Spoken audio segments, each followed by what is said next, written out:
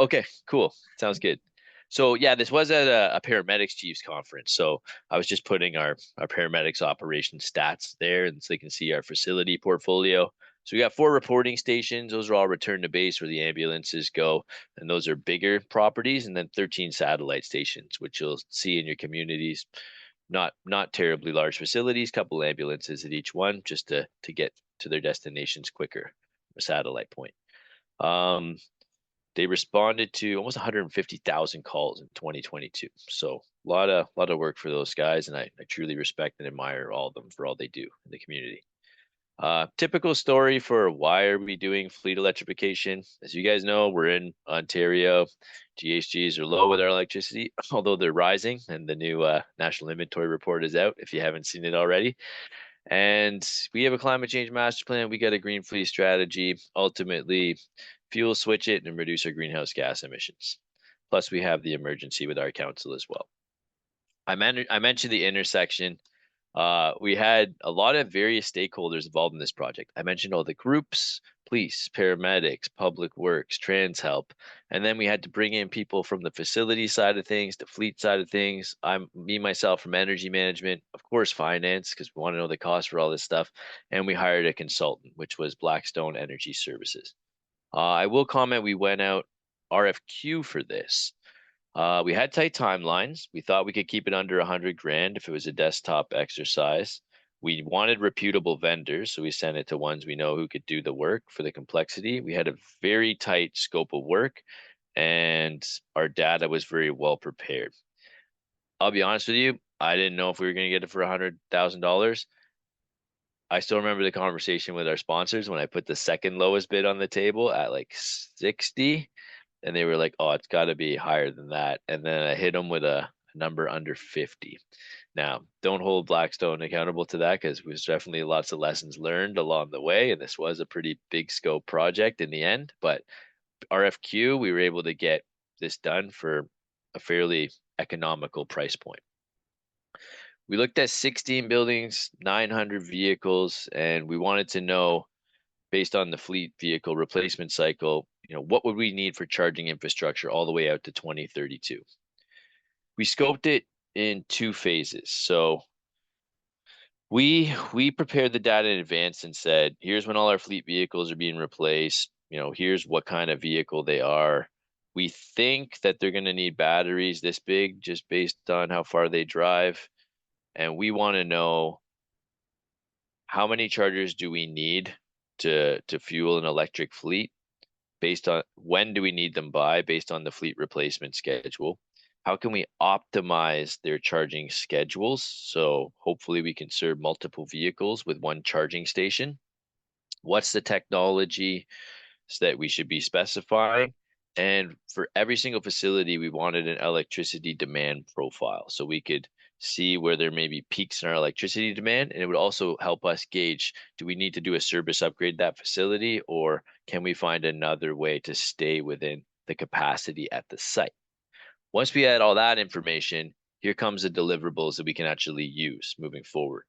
So single line diagrams tell us what the service upgrade is, where we're pulling power from, and what's feeding the chargers down the road in each of the phases that we decide to roll them out. Where physically on the site are we going to put the chargers under a concept plan? So where are the duct banks running? Where all the stations going to be housed? And then we wanted the capital plan or the year-over-year budget estimate so we can start factoring this into the way we do business and the way we budget for these sorts of projects moving forward. What we didn't include was business case for electrification. We knew the case, both on the GHGs and financial size. We didn't resize the backup generators because at the same time we were doing a study on if we were to electrify everything, we're talking space heating, water heating, data centers if they're going in a facility, and leave a little buffer room, plus 5G cell towers on our residential properties. If we were to do all that, what would we need for power requirements? So we left the gen sets in that study, and this actually fed into it as an input, our charging infrastructure requirements. We didn't go to Electra or Hydro One and ask them, hey, is there grid capacity at this site? But because that was part of the other study scope as well. And there is opportunities to say, hey, we're ripping out the entire parking lot at this date. Maybe we want to look at what our capital plan is for our state of good repair work and try and time some of this when other stuff on site that can impact these installs fails or is due for replacement. There could be economical benefits if we did it that way. So the data, like we had all this stuff up front, and if you want to do something like this is a big takeaway. And the reason I think it led to a lower price point for us is because we were able to clearly articulate exactly the data that the consultant would be receiving in the format they were going to receive it. And we were able to scrub it all. So they were confident it was in a really good state, high quality and usable, workable right off the bat. So they didn't build in uncertainties in their price point. That's what I think anyways. So it took a little bit of time and I had to pull it from a lot of places, given all the stakeholders and the program areas, but it was definitely worth it. So we had our single line diagrams for buildings, the site plans. We're fortunate enough to have ion meters at most of our fleet properties so we can pull our interval data for electricity use. And then we had all our vehicle information, the number, where they report to, how many kilometers they're doing a day, average and max, when they're due for replacement, how they operate. So if they're returned for base, how long do we have to charge and when that happens, what time of day. And then I took it up on myself to scour the marketplace, look at how far they were driving, look at the size of the vehicle, and just ballpark a battery size for our consultants to use as an assumption for that. Major assumptions were provided in the request for quotation. So, we talked to the stakeholders about this. Police said, yeah, we'll have pursuit vehicles ready and maybe 2026 is when we think. Ambulances were the same thing. In terms of our public works group, like they were adamant, like pickups and light duty vehicles would be available 2025 and 2024 respectively. Yeah, and then we just gave them all the hours of operation, like I said, and when they would be able to charge. And we used the construction price index at the time. This was done in 2022, so it was crazy the prices we were getting to build stuff. So some of those like year over year percentages in the first 3 years on inflation were above 10%. And that's factored into our financial analysis. What we got was for every site, like how many chargers and what type of technology we'll need. So you can see here the quantities, 131. These are 24 kilowatt DC chargers. They're pretty expensive, and I'm leaning more towards AC on my recommendations right now, but you can see them there, as well as this is an emergency services operation, so we wanted to have fast chargers at each of the sites. Huge money. This to outfit these 4 sites was $16 million as an estimate. Now, those DC chargers are 25K a pop when I could go get a 19.2 kilowatt AC charger for around $5,000. So there's definitely money to be saved here, and that doesn't factor in any grant money that's available either. But you can see the differences for sites versus others. And I will say that Fern Forest was the only one we didn't need a service upgrade. So once you factor in getting that done, add in the switch gears, all the infrastructure, you're in the millions of dollars, as well as you're extending timeframes on when it's even feasible to bring in chargers to the magnitude you need to do a large scale fleet replacement to electric. We got our cost breakdown. You'd be surprised on service upgrade cost being 4% of this slice of the pie, but really when I talk about switch gears and a lot of the major electrical infrastructure required to accommodate that bigger wire coming into your property, as well as the transformers and stuff, that's mostly in major electrical equipment and installation costs. So those two comprise about 30% of the overall cost we saw on average. This stuff's big. So, if I bring in a new switchgear switchboard, look at the dimensions on this thing. We're talking 3 feet across, almost 4 feet a cell, and there's 6 of them, and then 6 feet of clearance required on each side. So in some cases, we didn't have the space in our facilities to even put in that kind of infrastructure. So we had to factor in the costs and determine on site where we might build an outside electrical room. And we're actually going through that right now. Luckily, it's at a warehouse and we can do it inside. But yeah, there's a lot of pieces of the puzzle to lay out on your site from a fleet perspective. EV chargers supply and activation. So that's the units themselves. Activation was a minimal component of that, but that's 50% of the overall budget here. And then the installation we saw at 16%. This is all very site specific. This is a generalization and average, but it helps when we break it down like this to communicate it to stakeholders. So for our paramedics facilities, and we got a graph like this for all of them, we need more power. So like Tompkin is our oldest one. We only have 50 kilowatts of available capacity at the site when looking at the current way we use electricity in the demand profile versus how much we can use theoretically with the equipment that's existing. So for that site, we need to add 1,000 kilowatts of load.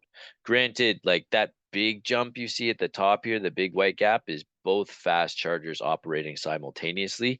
So seeing these charts and identifying the peaks, it allows us to figure out where can we hopefully shave them down and smooth out the load. Is a battery a technology we might consider for this site, pending budgetary space or grid constraints on getting the power? These are the questions that get asked and will get answered as because we have these sorts of diagrams. That one that I said was just over 2 million as opposed to 4, Fern Forest. We I don't know what we were planning for in the future, but we had a capacity for 1.5 megawatts and we only use just over 150. But that's amazing, right? Because now even putting in all that infrastructure for those ambulances, supervisor vehicles, we only have a megawatt of demand and we could keep it under what we have there on site, which is why it's a lot cheaper. One thing we noticed that was pretty consistent throughout all the properties was laying the groundwork for a phased approach. So originally when Blackstone came back to us, they used our fleet replacement schedule and it was like, we need 10 pickups in 2025, go install 5 level 2 chargers for those pickup trucks. And then the next year is the same thing. Next year is the same thing. Well, if I told our project managers that, hey, every single year across 16 properties, you're going to go roll out 5 chargers, I wouldn't be in their good books, that's for sure.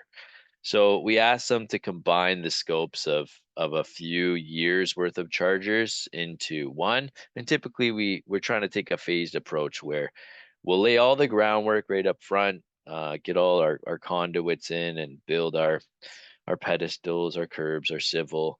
So that's the big initial investment. And then, that'll keep us ready for 2, maybe 3 years. And then we'll look to just add charging infrastructure as we move forward. Granted, it's a balance between economies of scale and future proofing versus being flexible for new and emerging technologies on the vehicle side and the charger side that are always coming out. So, yeah, takes a lot of wheels spinning upstairs in order to try and do your best to predict the future. But honestly, it's crystal balling it sometime. But we felt this was a good way to present the information from the study. Lowering capital costs. I know I'm at 15 minutes right now, Desi, so I can zip it and take questions or keep going. I think I got like 3 more slides. I can go 2 minutes. Just I don't think we are pressed on time. So yeah, just Okay. yeah. So high power AC chargers, you can get them at 80 amps, 19.2 kilowatts versus like a 24 kilowatt DC charger. The ABBs are like 25 grand for the DC versus like 5 grand for an AC. There's a big savings there. However, like some of the larger vehicles, more specialized, I'm seeing they're taking the AC onboard charger completely out of their spec. Some offer it as an add-on, how much you have to pay. I don't know if it's more or less than $20,000. We'll find out. But, I would opt to use the AC chargers to save money if you have the time and can tolerate a 5 kilowatt reduction in your peak output from your chargers. Our pickup trucks, yeah, at the time we were maybe doing like it was either 2 to 1 charger or 3 to 1 charger. I saw the Chevy Silverado the other day. It's over 600 kilometers of range, and they're coming in at under 70K MSRP for the lowest end trim. Starting to get good out there. So I think like that is big, and that's not rocket science. Just charge them every other day or every third day, and hopefully you don't overscale too fast. And you can experiment with this right off the bat, maybe in that phase one, to determine if you really need to install more infrastructure down the road. Grants and incentives is a given, and I put buy more vehicles there because police is 24/7. There's a lot of fast chargers. Fast charging can wreck the battery from what I've seen. Do we buy more vehicles, have a redundancy there, charge them on level 2 charging, reduce our capital costs for charging infrastructure, and have more vehicles? Potentially there's a vehicle to grid thing down the road, a resiliency factor. I'm not sure, but I think it's worth looking at the numbers on that if you have the parking spaces, which was our big constraint. Operational cost, that doesn't look good. That's because the assumption we went in for TransHelp was you have 5 hours, 12 a.m. to 5 a.m. to charge 70 buses. Okay, so we had fast charging in place for 70 buses. It's not a good look. So obviously this site would be perfect for a battery if we could not find a way to change the operational schedule, which would be ideal. Like I'm sure there's ways we can optimize this. And then a Class A customer, yeah, the ICI program, play around, hit your peak, save millions of dollars, and then pay it at home on your residential bills later. But it's a good tactic for fleet properties that'll eventually get over that megawatt demand. Probably heard this before. Contact your utilities to get started. The data thing I think is big if you want to get it all together and figure out the quality and figure out how you can use it, and think broadly about electrification. I wouldn't scope it to just vehicles if you were going to go to the extent to get the single line diagrams and plan your service upgrades. Scope it for fuel switching, the heating, the water, and think about the future, because even if our grid emissions factor is going up, it's going to come down later, and we're all striving towards getting off fossil fuels and reducing our greenhouse gas emissions. So I'll leave it there. Thanks. Thanks so much, Adam, for this presentation.